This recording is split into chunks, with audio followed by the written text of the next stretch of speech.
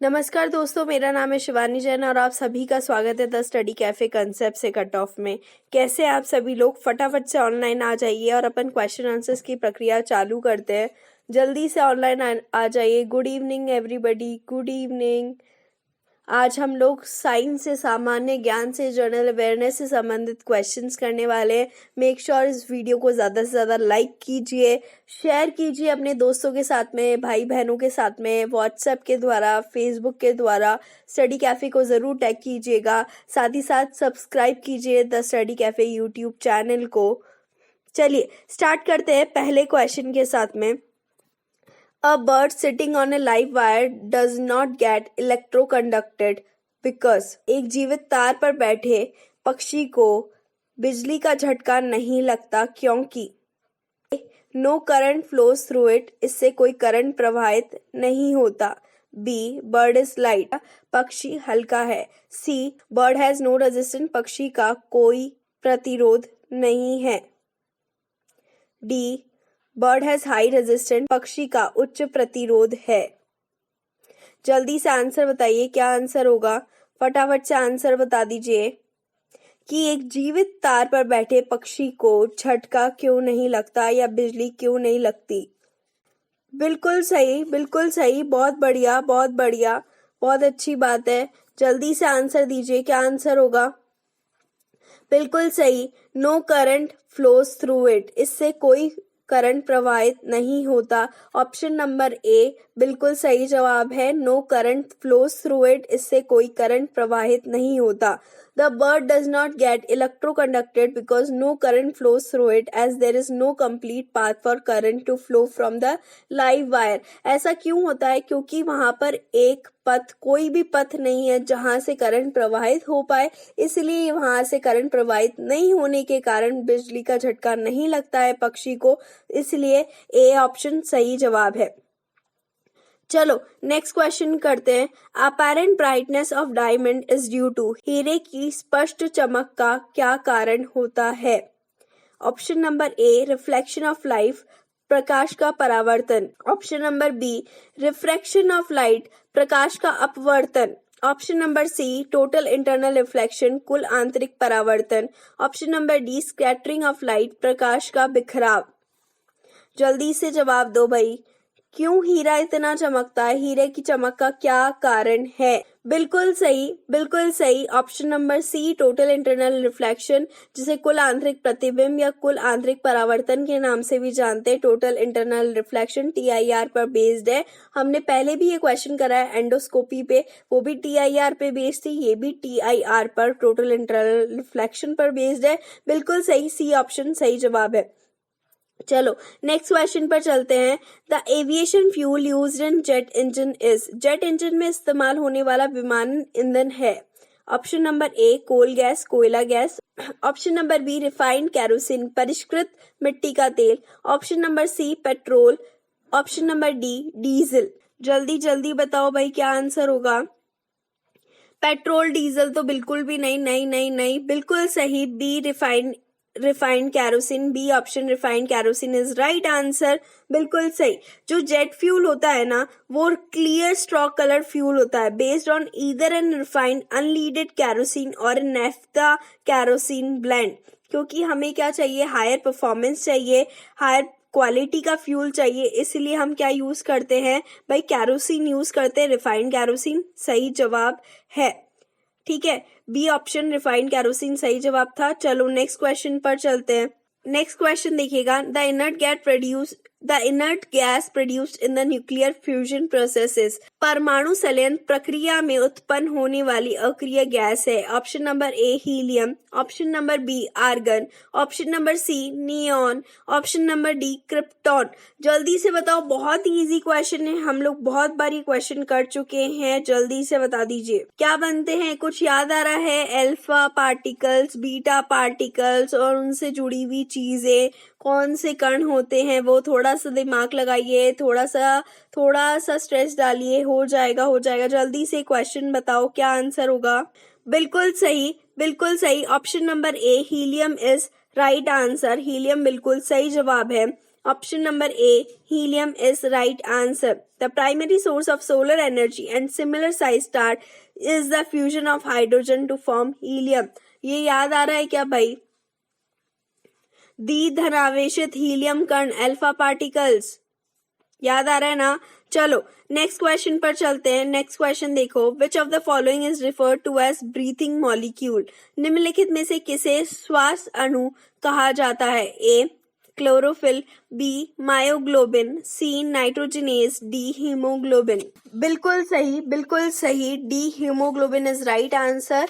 D haemoglobin बिल्कुल सही जवाब है. Haemoglobin is a protein of the red blood cell which carries oxygen from the lungs to the tissues and helps to carry carbon dioxide back from the tissues. देखिए, carbon dioxide और oxygen को ले जाने और लाने का काम करता है आपका हीमोग्लोबिन का अणु, इसलिए इसे श्वास अणु के नाम से भी जानते हैं. तो डी ऑप्शन सही जवाब था. चलिए नेक्स्ट क्वेश्चन पर चलते हैं. Ethylene glycol is used in the car radiators to. Ethylene glycol का उपयोग कार रेडिएटर में किया जाता है. A facilitate evaporation of water, पानी के वाष्पीकरण को सुगम बनाने के लिए. Lower the evaporation of water, पानी का वाष्पीकरण कम करने के लिए. C lower the freezing point of water, पानी का हिमांक कम करने के लिए. Option number D lower the viscosity of water in the radiator, radiator में पानी की चिपचिपाहट कम करने के लिए. बिल्कुल सही, lower the freezing point of water, पानी का हिमांक कम करने के लिए, ताकि इसे एंटी फ्रीज की तरह, ठीक है, एंटी फ्रीज की तरह उपयोग किया जा सके कार रेडिएटर्स में विंटर्स में. अगर पानी का हिमांक कम करना है, कम मतलब 0 डिग्री से माइनस में लेके जाना है, जिसके कारण क्या हो, सर्दी होने के कारण भी जो पानी हो रेडिएटर में वो जमे नहीं, इसलिए इथाइलिन ग्लाइकोल का प्रयोग किया जाता है. इथाइलिन ग्लाइकोल एक ऑर्गेनिक अणु है जिसका फॉर्मूला है CH2OH होल ट्वाइस. चलो नेक्स्ट क्वेश्चन पर चलते हैं. Liver rot is caused by, liver rot किसके कारण होता है? Option number A typhlops, option number B trypanosoma, option number C fasciola, option number D taenia. Liver के सड़ने की डिजीज को कहा जाता है लिवर रॉट, और ये किसके कारण होती है? बिल्कुल सही, किसके कारण होती है? बिल्कुल सही, जल्दी से जवाब दे दो भाई, किसके कारण होती है?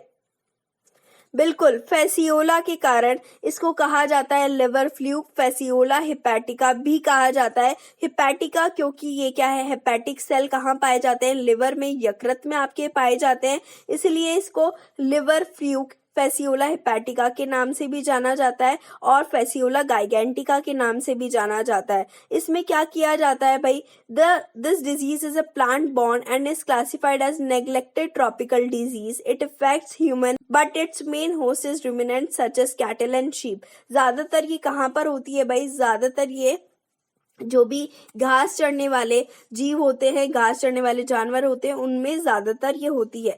ठीक है, C option fasciola is right answer. C option fasciola सही जवाब है.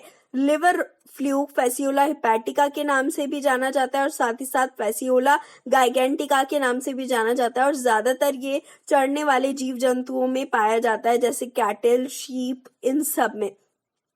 चलो नेक्स्ट क्वेश्चन पर चलते हैं. Proconvertin is an example of. Proconvertin इसका एक उदाहरण है. Option number A plasma protein, option number B proteolipid, option number C lipoprotein, option number D glycoprotein. किसका एग्जाम्पल है प्रोकन्वर्टिन?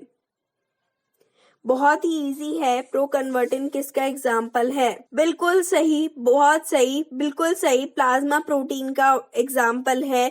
बिल्कुल सही, ताकि ये क्या है, प्लाज्मा प्रोटीन जो कि क्लॉटिंग के काम में आता है. जहां भी आपके रक्त प्रवाह को रोकना होता है, वहां पे क्लॉटिंग, रक्त का थक्का जमाना होता है, इसलिए प्लाज्मा प्रोटीन प्रोकन्वर्टिन में पाया जाता है. मैंने ये जब आप लोगों को रक्त का थक्का जमना, ब्लड की क्लॉटिंग समझाई थी, तब प्रोकन्वर्टिन भी बताया था. ठीक है, तो वो वहीं पे काम में आता है. ऑप्शन नंबर ए राइट जवाब है, बिल्कुल सही जवाब है. चलो नेक्स्ट क्वेश्चन पर चलते हैं. If the filament current of the Coolidge tube is increase, X rays emitted from it will be greater. अगर एक कूलिश ट्यूब की फिलामेंट करंट को बढ़ाया जाए तो उससे निकलने वाली एक्स-रे किरणें अधिक होंगी.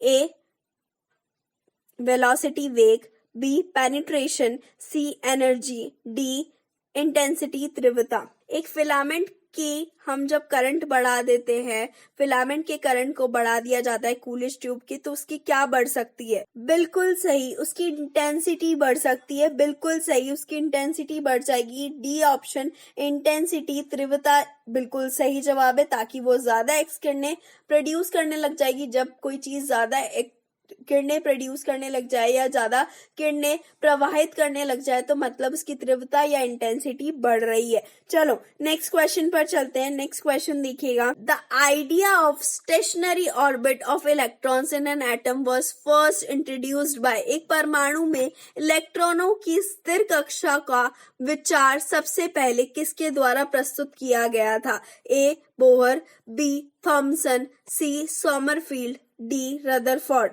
इलेक्ट्रॉनों की स्थिर कक्षा का, इलेक्ट्रॉनों का स्थिर होने का नहीं, कंफ्यूज मत होना, यहाँ पर कंफ्यूज मत होना, बहुत ज्यादा कंफ्यूजन हो सकती है इस क्वेश्चन में। स्थिर कक्षा का ये पढ़ाया है क्लास में, स्थिर कक्षा का, और ये अपवाद बताया है उस एक्सपेरिमेंट का। जल्दी बता दो भाई।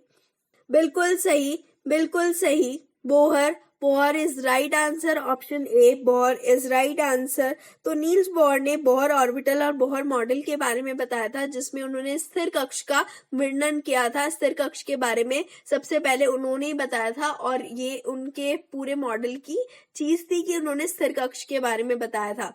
चलो नेक्स्ट क्वेश्चन पर चलते हैं। विच of the following pairs of particles have equal and opposite charge. निम्नलिखित में से किस कण में समान और विपरीत आवेश होते हैं? A proton neutron, B electron proton, C electron neutron, D none of these. इनमें से कोई नहीं। जल्दी बता दो, बहुत ही इजी क्वेश्चन आपके सामने है। किस कण के समान और विपरीत आवेश होते हैं? यहाँ भार की बात नहीं हो रही है, ध्यान से क्वेश्चन को पढ़ना, सही जवाब बताना। बिल्कुल सही, बिल्कुल सही, B electron proton is right answer. Electron और प्रोटॉन, इलेक्ट्रॉन ऋणावेशित होता है, नेगेटिवली चार्ज होता है। प्रोटॉन धनावेशित होता है, पॉजिटिवली चार्ज होता है। इनका चार्ज होता है 1.6 इंटू 10⁻⁻19 कूलम, ठीक है। और वही न्यूट्रॉन का चार्ज क्या होता है भाई? न्यूट्रॉन पे कोई चार्ज नहीं पाया जाता है, बिल्कुल न्यूट्रल पाया जाता है। वहीं प्रोटॉन और न्यूट्रॉन का भार लगभग बराबर होता है, 1.672 इंटू 10⁻⁻27 kgs, ठीक है। चलो नेक्स्ट क्वेश्चन पर चलते हैं। The intensity of sound is measured in decibel scale and the threshold of hearing. ध्वनि की तीव्रता को डेसिबल स्केल में मापा जाता है और सुनने की सीमा होती है। A 10 decibel, B 20 decibel, C 0 decibel, D 5 decibel. Threshold क्या होता है? थ्रेशोल्ड होता है the lowest possible sound test can be heard is called threshold. मतलब मिनिमम अमाउंट ऑफ साउंड हम क्या सुन सकते हैं उसे कहा जाता है थ्रेशोल्ड, या फिर सीमा कहा जाता है जहां से हम सुनना चालू कर सकते हैं। मिनिमम सबसे कम जो सुन सकते हैं उसे थ्रेशोल्ड कहा जाता है। जल्दी से आंसर बता दो, क्या आंसर होगा? बिल्कुल सही, बिल्कुल सही, सी 0 decibel is right answer. 0 decibel बिल्कुल सही जवाब है। Threshold of hearing 0 decibel. Whisper मतलब कानों में फुसफुसाहट 20 डेसिबल तक सुन सकते हैं। सब अर्बन स्टेट 50 डेसिबल। कन्वर्सेशन बातचीत करना 60 डेसिबल। कार की आवाज 70 डेसिबल। थ्रेशोल्ड ऑफ पेन जो दर्द होता है उसकी थ्रेशोल्ड कितनी होती है? 130 डेसिबल होती है। चलो नेक्स्ट क्वेश्चन पर चलते हैं। नेक्स्ट क्वेश्चन देखिएगा। Pan is a pollutant of air. The full name of pan is. Pan वायु का एक प्रदूषक है। पैन का पूरा नाम है A peroxy acetyl nitrate, peroxy acetyl nitrate, B peroxy acid nitrate, peroxy acid nitrate, C option peroxy alkaline nitrate, peroxy alkaline nitrate, D option है peroxy aldehyde nitrate, peroxy aldehyde nitrate. क्या answer होगा? जल्दी से बताइए। Pan एक वायु प्रदूषक है, पैन का पूरा नाम क्या होता है? देखिए क्या आंसर होगा? ऑप्शन नंबर ए बिल्कुल सही जवाब है, परऑक्सी acetyl nitrate. Peroxy acetyl nitrate is right answer. परऑक्सी acetyl nitrate एक टॉक्सिक केमिकल कंपोनेंट है स्मोक का। स्मोक क्या है?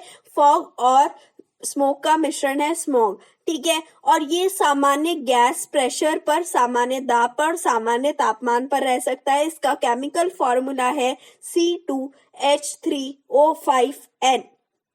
Then peroxy acetyl nitrate is right answer. A option बिल्कुल सही जवाब था। चलो नेक्स्ट क्वेश्चन पर चलते हैं। नेक्स्ट क्वेश्चन देखिएगा, repeated exposure to small concentration of toxic agent results in accumulation of toxic substances over a period of time, this is known as. जहरीली एजेंट के छोटे सांद्रता के बार बार संपर्क में आने से कुछ समय के लिए विषाक्त पदार्थों का संचय हो जाता है, वह ज्ञात है। A bio accumulation, B chronic accumulation जीन संचय, C biomagnification, D chronic toxicity जीन विषाक्तता।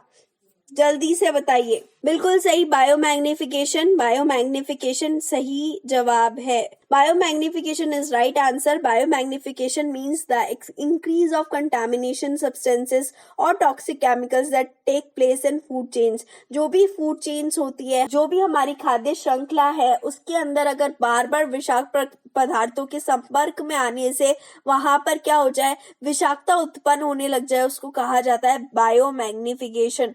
वही बायो अक्यूमुलेशन से क्वेश्चन बहुत लोगों ने आंसर दिया होगा। बायो अक्यूमुलेशन क्या होता है, जब भी किसी टिश्यू में, किसी ऊतक में कोई भी पर्टिकुलर टॉक्सिक केमिकल, कोई भी विषाक्त केमिकल, विषाक्त रासायनिक पदार्थ जम जाए या इकट्ठा हो जाए, उसको कहा जाता है बायो अक्यूमुलेशन। परंतु खाद्य श्रृंखला में जब ये चीज बार बार हो, उसे कहा जाता है बायोमैग्निफिकेशन। तो सी ऑप्शन बायोमैग्निफिकेशन सही जवाब है। चलिए नेक्स्ट क्वेश्चन पर चलते हैं। नेक्स्ट क्वेश्चन है, ड्राई आइस है, सूखी बर्फ है। ए लिक्विफाइड नाइट्रोजन, तरल nitrogen, B liquefied hydrogen, C solidified carbon dioxide ठोस CO2, डी आइस डस्ट बर्फ की धूल। बिल्कुल सही, solid carbon dioxide. Option number C solid carbon dioxide ठोस CO2 इज राइट आंसर। जो भी आपकी ठोस CO2 है वो कूलिंग एजेंट की तरह फायर एक्सटिंग्विशर्स में काम आती है, आग को बुझाने के लिए काम में आती है। तो सी ऑप्शन ड्राई आइस क्या है आपकी, सॉलिड कार्बन डाइऑक्साइड ही है। चलो नेक्स्ट क्वेश्चन पर चलते हैं। Poisoning of drinking water is cause due to presence of, निम्नलिखित की उपस्थिति के कारण पीने के पानी की विषाक्तता होती है। ए आयरन कंपाउंड लौह यौगिक, बी मैग्नीशियम कंपाउंड मैग्नीशियम यौगिक, सी जिंक कंपाउंड जिंक यौगिक, डी आर्सेनिक कंपाउंड आर्सेनिक यौगिक। बिल्कुल सही, बिल्कुल सही, डी आर्सेनिक बिल्कुल सही जवाब है। आर्सेनिक यौगिक के उपस्थिति के कारण पानी में, जल में विषाक्तता हो जाती है। जल में विषाक्तता होने का कारण, प्रमुख कारण है आर्सेनिक। इसके कारण कैंसर होने के चांसेस बहुत ज्यादा रहते हैं। तो D option arsenic is right answer. वहीं आयरन और मैग्नीशियम की वजह से कलर चेंज हो जाता है पानी का, तो वो भी हम अवॉइड करते हैं। वहीं जिंक भी बहुत जरूरी है पानी के लिए, और मिनिमम एक्सेप्टेबल लिमिट है आर्सेनिक की 0.01 मिलीग्राम पर लीटर। ध्यान से सुनिए, 0.01 मिलीग्राम पर लीटर ही हम आर्सेनिक हमारे पानी में पी सकते हैं। उससे ज्यादा होने पर वो विषाक्तता करने लगता है। चलो नेक्स्ट क्वेश्चन पर चलते हैं। लास्ट क्वेश्चन है आज का, which institute is known as apex body for development of agriculture. किस संस्थान को कृषि के विकास के लिए शीर्ष निकाय के रूप में जाना जाता है। A NABARD, B IFCI, D land development bank भूमि विकास बैंक, डी IDBI। जल्दी से बता दो, बहुत ही अच्छा है। बहुत सारे लोग यहाँ पर होंगे जो डिफरेंट टाइप ऑफ एग्जाम्स दे रहे होंगे, उनको ये आंसर पता होना बहुत ज्यादा जरूरी है। जल्दी से जवाब दे दो, क्या आंसर होगा, जल्दी से जवाब दो, क्या आंसर होगा।